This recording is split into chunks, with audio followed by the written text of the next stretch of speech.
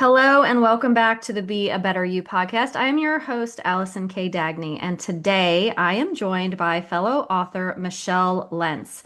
She is the author of the book Hey Beginner Wife, and there's another part to that, practical tips and heartfelt advice to help you have a happy marriage.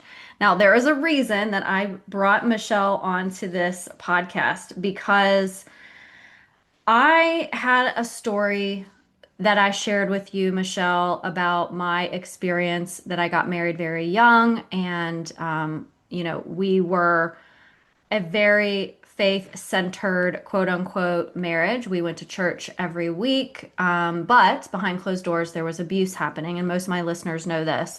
And now I'm in a healthy relationship. And I ended up stumbling upon your book. I found it online. I was just looking for things to improve my relationship with my current partner, and I found this book, and I loved the way it looked. I loved the cover. It's if well, I'll just describe it. There is a woman, and you can see her beautiful white dress and her beautiful white shoes. And I just thought, ooh, and it says practical tips and heartfelt advice to help you have a happy marriage. And I thought, I'm going to get this book.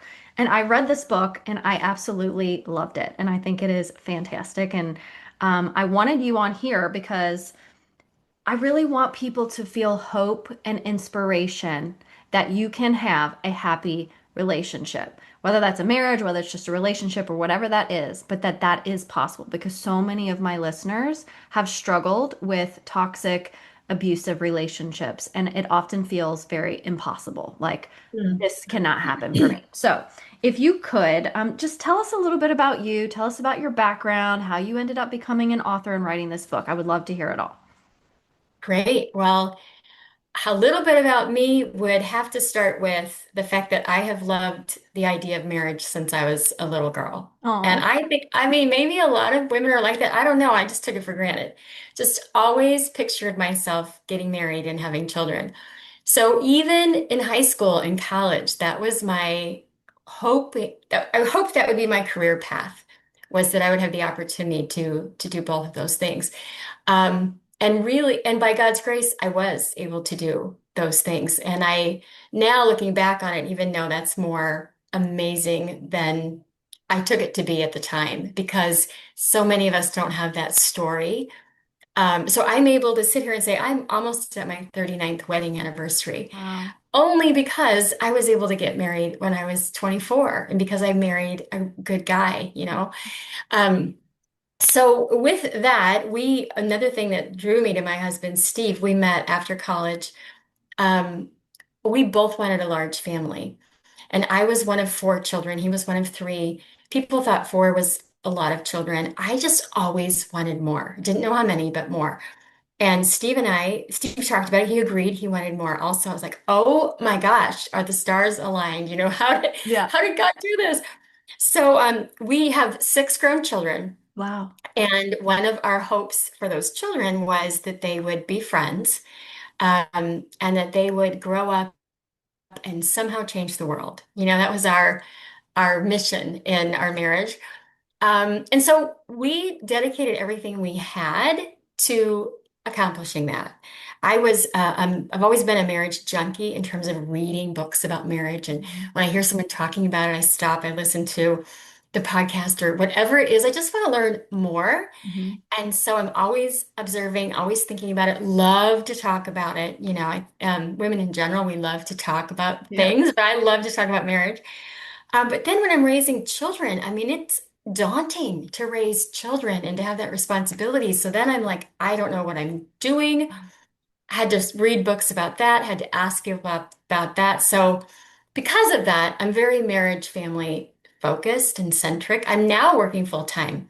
Our youngest left the home in 2015. So for 10 years, I've been, able to work and do something else. And um, one of the things I always loved doing was hosting small groups. So starting in, and I've been an active ch Christian church goer since high school. And so my husband and I did premarital counseling for couples. I would do women's groups for young wives. I did parenting classes. Then when I had teenage girls. I invited them in the home and we did just teenage girls small group and I got to moderate that. So Wow. I just love that, being able to talk to women and draw things out of them and encourage them. So getting involved on Instagram and starting an account with marriage advice just made sense given the fact that we have social media now. And Mm, I don't have it just doesn't look the same to have a small group in my house of who can actually make it now. Everyone's so busy. And I love the 20s and 30s. I love that age group. So I'm like, I just want to talk to you because I want to encourage you that marriage is a good thing. I don't hear people out there saying, value marriage, affirm marriage. Let me come alongside the women who are married and need help or are hurting or have questions or didn't have a good role model or don't know who they can talk to about it. yeah. So that was just a natural fit. So I put myself into that space, started in Instagram, and then wrote a book a year ago. Same idea, all about marriage, Wow. just to reach more women to kind of say, hey, this is what I would tell you if you could come over and sit in my living room every week, like if we were Yeah. neighbors. Yeah. So that's the whole push behind the book and what got me going. I love that. Tell me what about the whole beginner wife thing is so special because I know you said you're drawn to like that younger age, things like that. You're probably going to be talking to like as we're recording this to a lot of women who are older, maybe in their 40s or 50s even, who are really trying to step into new relationships and things like that. But that's the funny part about this to me is because I truly do feel like a beginner because even in my, 17-year marriage, it was so toxic and so like messed up that when I got into my new relationship, I felt like I didn't know what I was doing. Like, I have no idea I don't know how to do this. I literally felt like I was time warped back to being 21 years old again as Hmm. a 45-year-old woman in a relationship. There was a lot of things, and I help women recover from emotional abuse and I do these types of things for myself, but there is something from like having somebody like you who has this deep love for marriage, deep love for what you do, and being able to support and help people. Like, I would have loved to have you as my neighbor to be like, help me understand this. And thank goodness I had your book because it is so wonderful. So, what is it about the whole beginner thing? Could you share a little bit about that? Yeah, I think it's freeing to think of yourself as a beginner. Because there's so much grace that we give one another when we're beginners. I think we Mm, approach marriage thinking, okay, well, I've arrived now. I'm mature. I'm an adult. I can do marriage. I know what I'm doing. And then you get married and you realize you don't know what you're doing. mhm. No. And you want someone to come along and say, hey, take all this pressure off of yourself. You're just learning. You are a beginner. And then the trick with that is, there's no manual as a beginner to say, okay, well, then someone teach me. Well, who are you going to go to teach you? In an ideal world, you'd go to your mother, you'd go to your aunt, you'd go to grandma, you'd go to an older woman in the church and just say, hey, I see what you're doing. Teach me how to do that. And our society just is not doing that well at all. Um, so I was actually writing a post once and realized it just came to me. I said, you know what? You're a beginner. Your husband's a beginner husband. Mm. Like, think about it that way and give one another the grace to learn and to fail. And even now, I was just talking to someone the other day, and she said, you know what? I was just telling my son, I've never parented a 29-year-old before. Like, help me out here. I might fall. I might say something really offensive to you, but I've never done this. Like, I'm your mom, Yeah. but Hmm. I've never had a 29-year-old, or I've never been a grandmother before, or I've never been dating as a 50-year-old. Like, we are beginners so many times in our marriage. And so it makes sense to me to say, hey, you're a beginner wife. People aren't familiar with that term, and so they kind of go, wait, I don't understand. Yeah. But saying the young wives, I mean, young can be new in marriage, Hmm. but that also refers, maybe your actual age.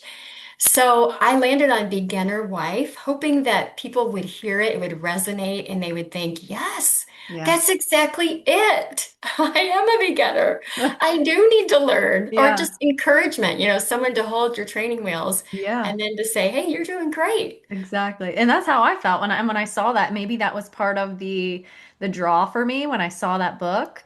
And I don't even know how I stumbled upon it. I don't remember what I was searching or anything like that. But I was like, ooh, it did ting something in me. It was like, Huh. oh, I am a beginner. Like I never really thought of that. I'm like, wait, I was married for 17 years. I'm not a beginner. And I was like, no, I actually am because this relationship is totally different, right? Yeah, So being in yeah. a relationship that is, harmful, toxic, and abusive is very different from being in a healthy relationship. Now, if you're listening to this, I want you to know that we're really targeting those people who are not still in the toxic relationship, people who are beyond the toxic relationship, who want to be in a healthy marriage or in a healthy relationship with someone else. That's really who we're speaking to because some of these things may not apply to being abused, right? And we need to make sure that we distinguish the difference between the two. And that I feel like needs to be said. And, if you are listening and you're still in that toxic relationship and you're trying to make your way out, good for you. When you get through it, come back and listen to this and apply some of this stuff to that new relationship and get this book.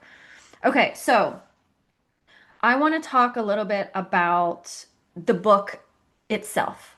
And I love that, and I mentioned this to you earlier when we were chatting, that in the table of contents, you have broken down 16 characteristics. And each of these things I feel like could apply to different people at different stages in their relationships and things like that. And one in Right. specific was very, very, very profound to me.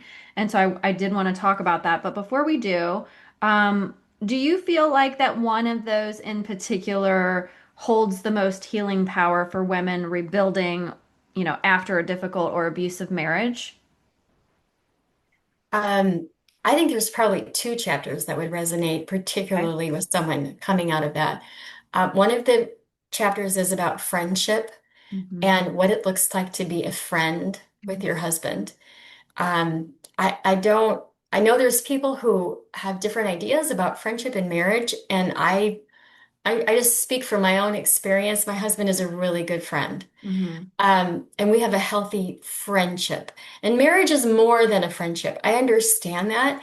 But I also think we need to talk about the fact that if our baseline, even if our baseline is treating one another as a friend, that's really healthy. And I think because women, especially, well, most women, I believe, understand friendship. Um, we don't necessarily all do it well, but we know when we've been wronged in a friendship. There's something inside of us that says you shouldn't treat me that way as a friend. Like I'm here for you. I've found that there's some women that that's a good place to start to help them understand marriage is to say, okay, think of your dearest friend. What if you just started there and Mm. said, that's what my husband is, and then move on from there? I think it feels safer. Like, okay, because I don't know what a husband is. I've never been married. I know what maybe you know what romance novels tell you a husband is, or the movies have told you, but you've also seen so many people do it wrong, which is giving you an incorrect definition of husband. So I like that chapter because I like the fact that a man and a wife, a husband and wife should be friends. Hmm. And my other chapter would be the one we already talked about before we started recording was honor your husband. Hmm. And that's the chapter in the book about respect. Hmm. Um, and I value that so much because it applies to friendships, it applies to work relationships, it applies to your neighbors, it applies to how you raise your children. It's just the understanding of what respect means. Yeah. It's a big, big word, and we've thrown out the baby with the bathwater because we're so afraid of someone demanding that we respect them, Yeah. or assuming that they will be respected without acting respectful. So anyway, that chapter. is the one that took me the longest to write. It Really? also was an understanding that I didn't have as a young wife. If you said, "Do you respect your husband?" My answer would have been, no. Mm. Like someone asked me that once, and I was thinking, well, why? Why? What has he done that I'm going to respect? And I thought it was something like winning the Nobel Peace Yeah. Prize. Like, I Yeah. thought it had to be like a thing, Right.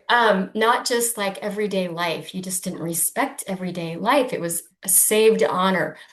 And I came to understand I was just wrong, that that is not what respecting your friendship, your husband, what him respecting me looks like. Like Yeah. I had to explore that whole topic. And so I wrote and rewrote this chapter several times, hoping that I would be able to elucidate what was hard for me to see. So I think that would be a super beneficial chapter for women to not only read and meditate on, but to talk about other women, Yeah. especially women that they think understand that concept and Yeah. where they're at. That, I yeah, love those two things, and I completely echo that. I think that is really key because we do know what healthy friendships look like, and if we have that in a relationship with a man or a woman or whatever that situation is, that we are feeling like this person is our friend, right? That is I think a lot of times people have this like immediate attraction to somebody, or they're like, oh, we just click or we just get along, right? Like, and then they make it mean that like they were destined to be together or something like that. But foundationally, friendship is really important because that's the thing that's gonna sustain a healthy relationship. Love that. Then, okay, I have to read this part of your book to the audience, and I just love this because it says. You say, I found an interesting statistic that validated that most men prioritize the need for respect over love. In a national study by decision analysts, 400 men were given the following choice. If they were forced to choose one of the following, which would they prefer to endure? Option one, to be left alone and unloved in the world. Or option two, to feel inadequate and disrespected by everyone. And 74% of men reportedly stated that they would prefer to live alone and unloved rather than be disrespected by everyone. And I was like floored when I read that. hmm, Took my book to my boyfriend and I asked him the question. I didn't tell him what it was from. I just said, just answer it. And he answered the same way. He said, "Oh, no question. I'd rather be left alone and unloved than to feel inadequate and disrespected by everyone." Immediately, the answer was that.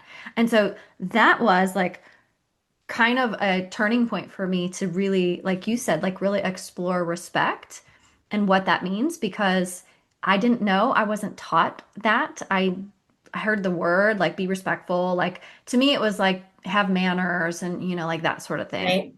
Yeah. That was like sort of the end all be all of what respect was. So to think that and to know that my person in specific, right? That is so important to him. That's how he feels loved is through feeling respect. So if I do the nice things that I like for him, right, that I would want somebody to do for me, it doesn't land the same as if just being Yeah. respectful does. Like that's what Right. makes him feel loved. So I went down this rabbit hole and started researching and learning about respect and I was like, "Oh my gosh, like how did I not know this my whole life? I'm 45 years old and I never ever knew what this was about."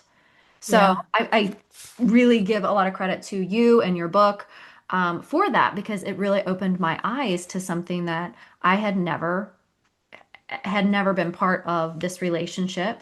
Um, I do think it is important to note too that yes, respect is something that should be a part of any relationship, especially from someone that you love. You want to respect people, your children, your parents, your partners, your friends. Like respect is something that should be part of those relationships.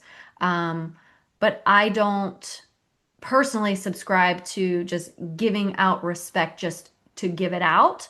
especially if there's abuse involved. So, knowing what abuse is, understanding what that looks like, distinguishing between a healthy friendship, relationship versus somebody just demanding that you respect them when they mistreat you, right, is obviously not what we're talking about today. We're talking Right. about in a situation where you love, honor, and respect the people in your life. And that's what this is about. So I really appreciate that. Did you have any other thoughts about that? Um, yeah, I think it is, and you touched on this a bit. I think it's worth saying that most of us would say, I don't want to pick one or the other because women want to be respected and loved. Yeah. And men want to be respected and loved. So Yeah. I'm not saying it's one or the other. And I'm not saying that if as a woman you say, well, I want to be loved, Mhm. you're not saying respect isn't important to me. They're both they're both baseline for us in a healthy relationship. Yeah. I think at the point of that, of the chapter, and what I want women to know is that we, like you said, we have not understood what respect is. Mhm. And I give in the book several explanations. So, for example, and I'll read this too, respect is treating him as a capable, grown man. Mhm. That right there, there's Yeah. so many women, we don't do that. Yeah. We treat our man like he's 13 years Yeah. old. If he doesn't pick up after himself, if he goes and gets the wrong thing at the store, if he parks the car and we're like, well, I told you, like Mhm. I have someone coming over, you should have parked on the curb. We just immediately go into this um, talking down to them, Mhm. Mhm. not like they're capable or an adult. Yeah. Um, and then I say respect is honoring the fact that although he may do it differently than you, he will still get the job done. It means honoring his capabilities without criticizing. And there's like a whole page of just reframing what respect means. Mhm. Because for me, this was none of it. And the fact that I criticized what he did or corrected him, I would never have thought that was disrespectful. I would have just thought, well, we're married. Of course I'm not gonna live with this forever. If I don't like this, I'm gonna speak up. Right. But you know what? My husband doesn't do that to me. Right. He really doesn't. He Right. gives me just so much freedom to just be like, if you want to do it that way, I don't care. It's Mhm. done. The kitchen's Yeah. clean.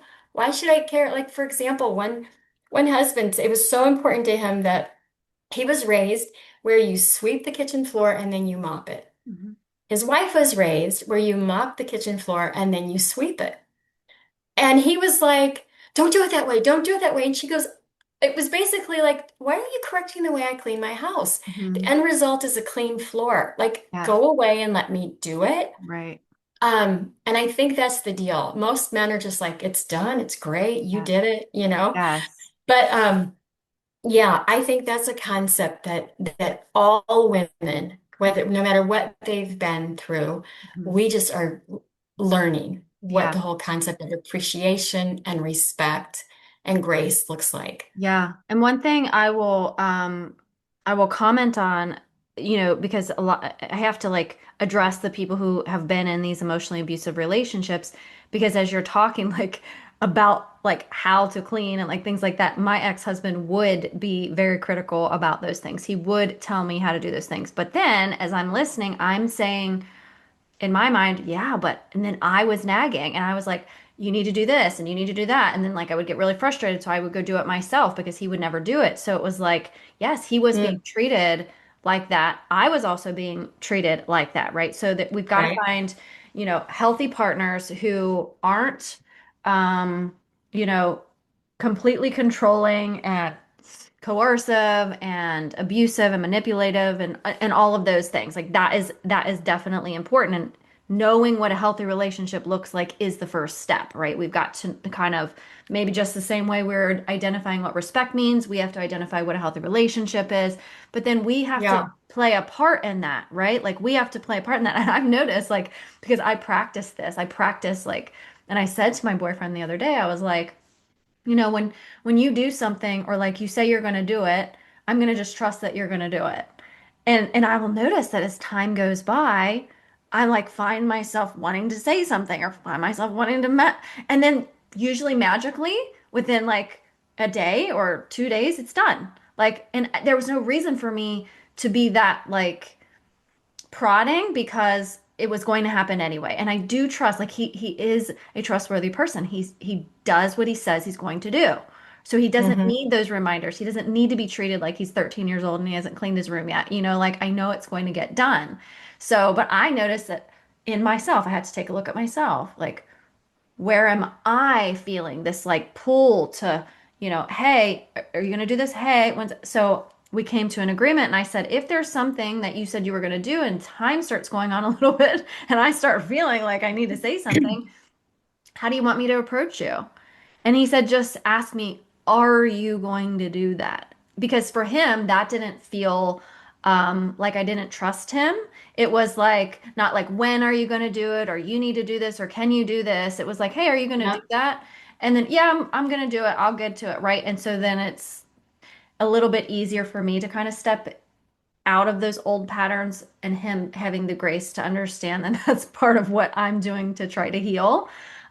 So I find that this stuff could be so powerful and it has transformed my relationship. It truly has. It truly Hmm. has transformed my relationship, applying these principles and like thinking of these things, and really focusing on my part and having a healthy person as part of that relationship and knowing and trusting that he says he's going to do it, he's going to do it. And that is part of the Yeah. respect piece. I've actually, and interestingly, I don't know like this is just kind of a side note, but like I have a 15-year-old son and I'm trying to raise him so that he feels respect too, because he's a male, right? So Yeah. Yeah.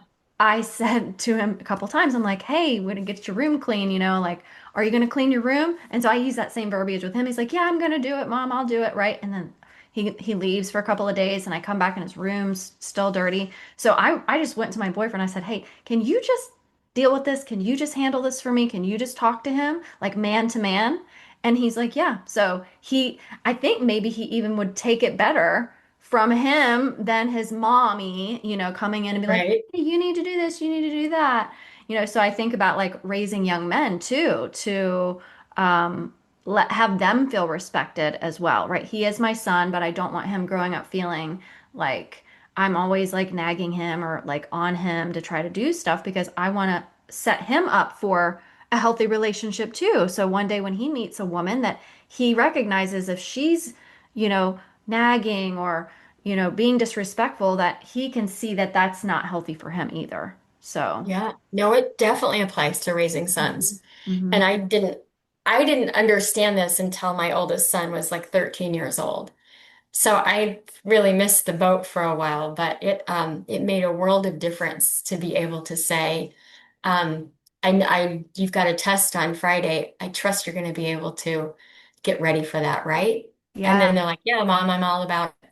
Because before I would be like, so what's your plan? What are you going to do? I would be all in there making sure I knew it all. And then after dinner, it would be like, you were going to sit down at the table, right? What are you doing? I mean, constantly on them.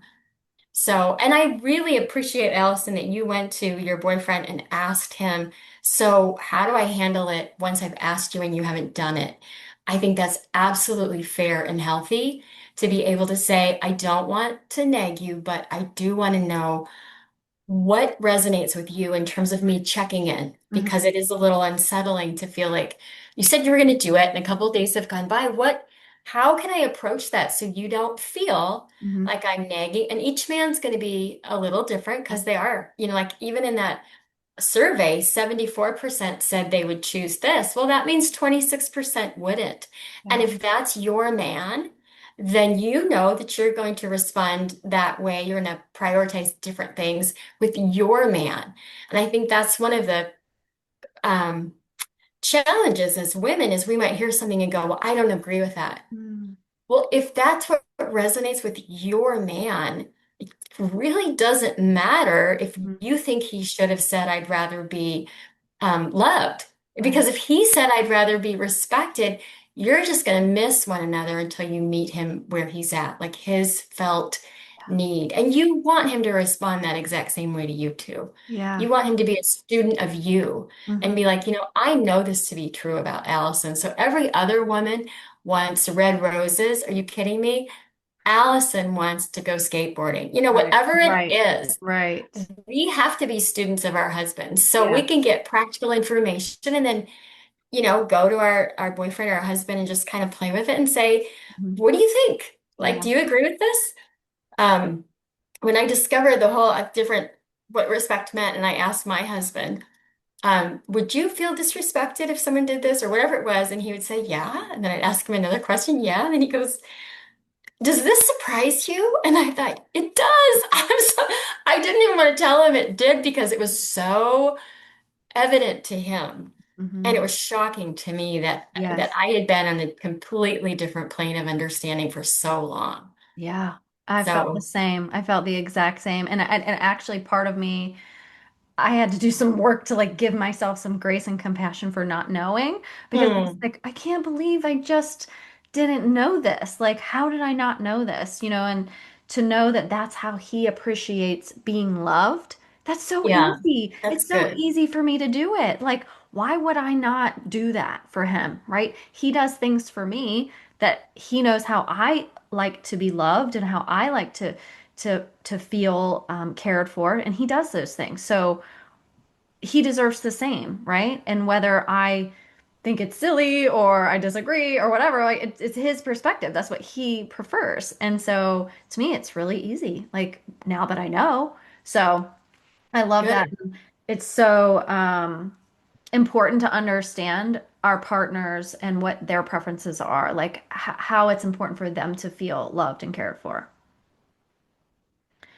Okay, so a couple other things I wanted to ask you about. I do I know your book is faith-based, and some people have different faiths and like things like that. But I feel like that it is because of like these core things, these core principles and ideas and things like that.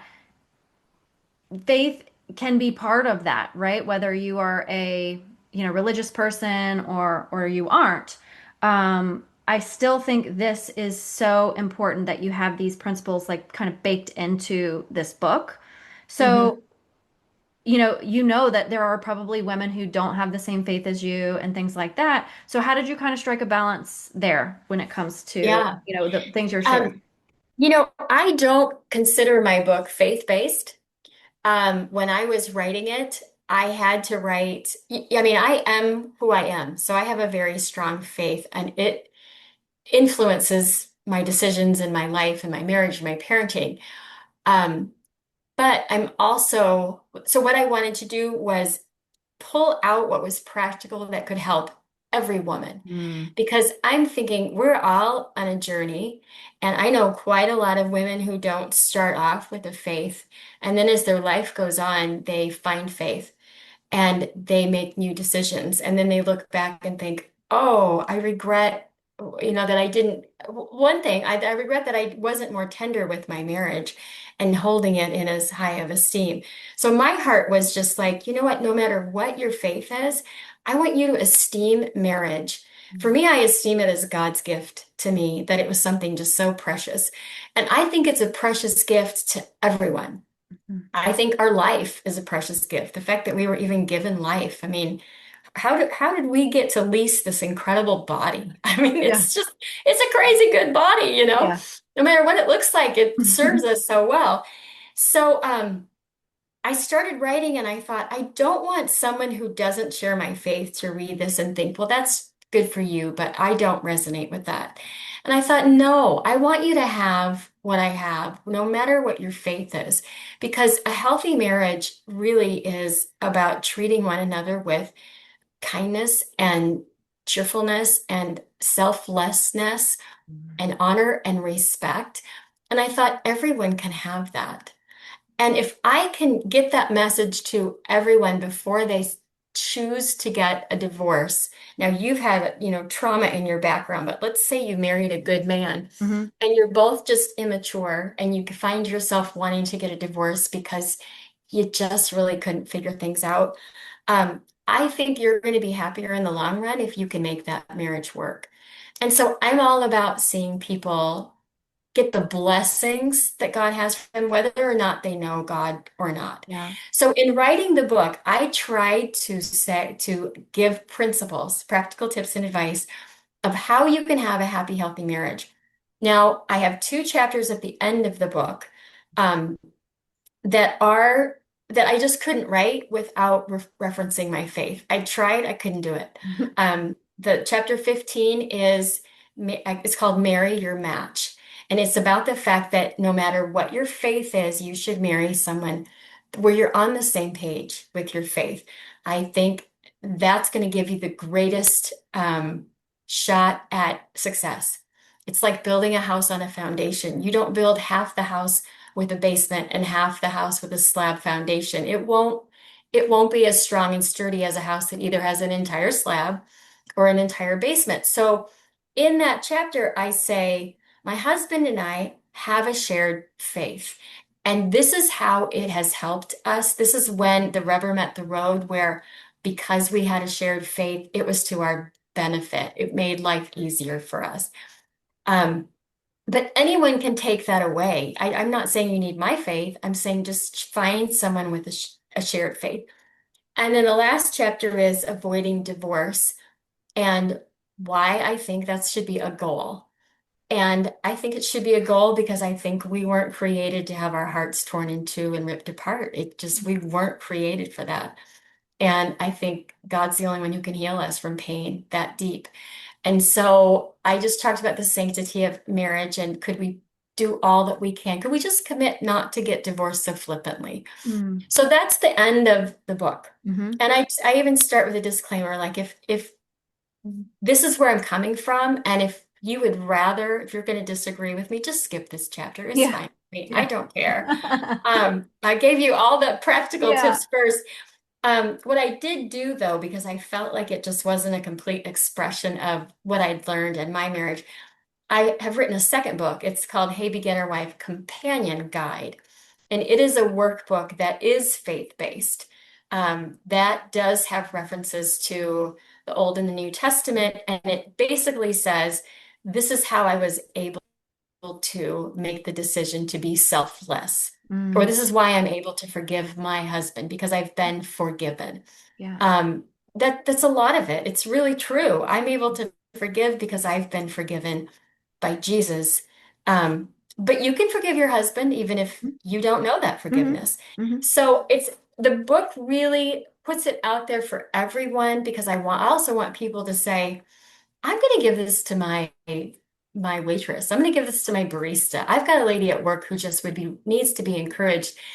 I want people to know you're not going to offend them because you're not giving them a piece of um, of someone's, it's not religious, is what I want to say. Hmm. But Yeah. I think people will recognize, Yeah. they'll see that I've got faith in there. But I think people that don't have a life of faith, I don't think it's going to bother them. In fact, I had someone read it who does not have a strong faith. And I asked her, I said, tell me the parts that made you stop. Tell me if I worded anything that you would recommend me wording differently so it's more clear because she knows me really well. But she also knew that she knew my whole vision for the book. So I hope that that's the experience because I do want to give away the beauty of marriage and aspiration of marriage. That is the heartbeat of the book. Yeah, I think you did a wonderful job at that. I could, and maybe because I do have a background in, Christianity and like I grew up in the church and spent a lot of my life in the church, I could see it more, right? Because it was Yeah, a lot of these themes are, based in things that I was taught morally and, with values and things like that. So maybe for me, my lens is just I'm able to see a little bit more of it. But yeah. I definitely don't think it was like really heavy on that. I just think it was so well put together, so well done.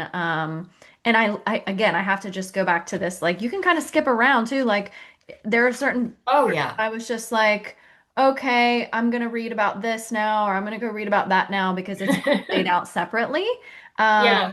like for instance, there's a thing on parenting and having babies, right? Well, like I could skip over that because I already had my kids and I'm not having any more Yes. kids, so that wasn't necessary. But for somebody who's starting out and they want to have a family and all of that would be really, really important to read Yeah. about that. So that's amazing. Okay.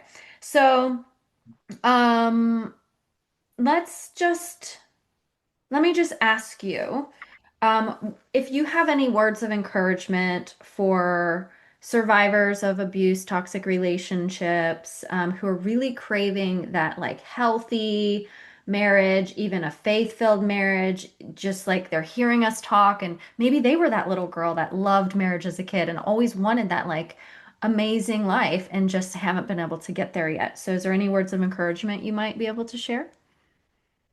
Well, I think someone who has been wounded really needs to camp out with the truth and what is true about them, especially if their partner spoke words into their life that gave them a new understanding of who they were. One of my friends who's divorced it's just come out in bits and pieces that he redefined her. Mm. He would say things like, well, you know, you're no good at that, or whatever it was. And as she would say it, I would think, what? He's, that's not true about you. And I think to pursue what is true about you, is going to be really, really helpful to help rewrite that narrative of, I am kind, I Mhm. am, or Mhm. I am thoughtful, whatever that is.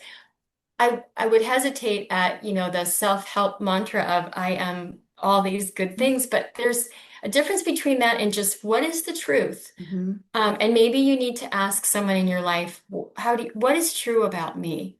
What are some basics that you see that are true about me? That whole word truth, I think, is really going to do a lot of healing for these women. Mhm. And the other thing I would encourage all women to do is to be very, very mindful of your thought life, and what you are thinking. What's your response? How are you indicting your own self? That is a real weakness for me. I'm very hard on myself, and I don't catch it in the moment because you can't hear it when you're hard on yourself. It's what you think. You make a mistake and you think, you always do that. You just Mhm. suck at whatever, Yeah. Yeah. Um, I don't have a lot of confidence in my cooking, my feeding a crowd, being able to throw hospitality. It's really difficult for me to think, what am I going to feed everyone? And then I make it and it doesn't work. And I think, see, Michelle, you're no Yeah. good at this. You don't know how to do it. And when I catch that thought, then I have to actively say, oh, that's the problem. It's not anyone else. It's me beating myself up. Mhm. And I think we've got to be ruthless with our thought life, and we've got to replace our thought life and say, you know what? I'm generous. I opened my home up to have my friends in. That's the narrative Mhm. tonight. And I that's why love this so much. everyone's glad they're here, Yeah. right? Yeah. Everyone wants Yes. an invitation. They're Yes. not sitting there thinking, oh, this is ridiculous. Exactly. But I think everyone, whether you've gone through trauma or not, we just need to be healthy in our thought life. Mhm. And it takes some energy Yeah. to Practice. Yep. recognize it because Yeah. it's a habit. Yeah. It's You are so right. Okay. So I have to just say this because I don't believe that there are accidents. I think that God and the universe just puts things into place. I have this deep, deep belief that everything is being orchestrated for me. I really, truly believe that in the deepest parts of my soul. I don't know, like I said in the beginning, where I came across your book. I have no idea. This is literally the first time we've ever spoken, like on this right. podcast, right? And what you just said is literally a reiteration of the exact work that I do with all my clients and everyone who I help and everybody who's listening to this podcast. The thought Wow. life work is essentially what I help women do, rewriting those narratives. Like, and you said Yeah. it best. You're like, I am kind, I am thoughtful. We're not talking about just like mirror work and like affirmations, but like what the truth. And I love how you said that because we can find the truth, right? We just have to Mhm. look for it. And when we listen to these other narratives or from our past or even from our parents or society or like, I'm no good or I can't do anything right or I can't make a big meal for people and I'm a failure, right? Like that stuff is so important to start taking note of, to start paying attention Right. to, and start changing because without that, we're going to be stuck, like you said, beating ourselves up. And there is no room for improvement when we do that because ultimately what we're doing is we're caging ourselves in to this Yeah. place of like I'm broken or there's something wrong with me or I can't do anything right. And that is not going to help us be a good wife, be a good mom, be a good human, like any of that. So I really, really agree with you 100%. And I think, if you want a life that is happy, that is healthy. I mean, the name of my podcast is the Be a Better You podcast. Like the whole purpose of this is to improve and to be the best versions of us that we can. So I love that, explanation and how you talked about thought life and rewriting the narrative because that is so absolutely key. And again, I don't believe that there are accidents, and the fact that you just said that and we've never even had a conversation about it, I just feel like it's totally aligned. So Yeah. I'm so grateful. Okay, so tell everyone how they can get your book, how they can connect with you, where they can find you, resources, maybe if they want to get a hold of the book or the companion workbook, things like that. Yeah. Um, well, so my book is called Hey, Beginner Wife. Um, mo Most of what I do is on Instagram, and you can find me on Instagram. It's Hey Beginner Wife. That's my account. Mhm. And I put up things almost daily of speaking into the marriage space to encourage women in their marriage. Things I've written about in the book, the basic things. So this book, I just wrote down what characteristics do I think are vital to a healthy marriage. And I came up with 16. And that those are the chapters in my book. So there's my research, right? It's Yeah. just like, given what I know and who I know, what do I think? Um, and so the Instagram is Hey Beginner Wife, the book is Hey Beginner Wife, my website is heybeginnerwife.com. So that's all you need to Hmm. remember. If you Hmm. walk away and think, I just don't know. If you go to Amazon, the book is sold there, and you can put in, Hey Beginner Wife, you can put in my name, Michelle Lentz. It's Lentz. And you'll find the book and the companion guide are available to purchase through Amazon. I have links to that in my website. I have recorded the book. I'm the Hmm. narrator of my own book, Oh, which cool. was fun, a lot of work, but fun. So the audio book is in process. It is available on Spotify, Google Play, and Apple, and a few more platforms. Just check yours out. If your library, like this is all brand new, but you can ask your librarian Hmm. to buy the book, to buy the ebook. It's available electronically, or to buy the audiobook. All three are available for libraries to purchase now. So it just takes women going in and saying, would you get a copy of this for me? And they're usually happy to do that. They want to provide what their patrons want. It will be on Audible for people that are on Amazon and have Audible subscriptions. Hmm. They are still working on it. It's still in quality control, but they have it. It just takes them a lot Hmm. longer to reach the finish line. So it will be Yeah. available as an audiobook. If that's how people like to process their books, I Yeah. get it. Yeah. I like to take a book and highlight it and underline it and Same. do all the things. But for all the women that want to listen to it in their car or on their run or yoga, that's available on some platforms and it's coming on Audible.